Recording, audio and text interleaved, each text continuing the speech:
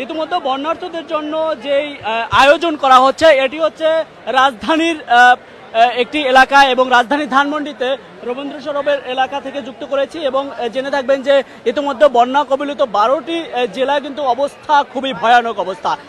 তবে এবারের বন্যায় নজির দৃষ্টি হয়েছে দেশের, যেটি হচ্ছে যে এতগুলো বন্যায় অর্থাৎ আগে কোনো বন্যায় যদি 1988 এবং 1998 এবং 2004 সালের বন্যায়ও কিন্তু আমরা দেখেছি যে এতটা মানুষ স্বেচ্ছায় কাজ করতে আমরা দেখিনি এবং এবারের মতো নজিরবিহীন করতে পারিনি।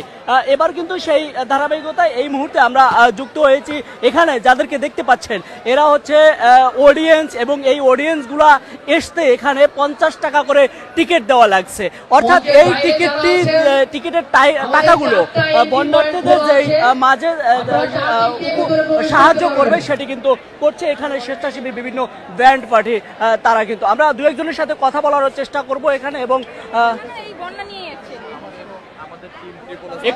একটু যদি আপনার থেকে জানতে চাই আসলে এই আয়োজনটা কিভাবে বন্যার্থীদের সাহায্য করবে। আচ্ছা, আমরা হচ্ছে ধানমন্ডি ইয়ত এবং আমার বাংলা যৌথ প্রযোজনায় আমরা এই আয়োজনটা করেছি।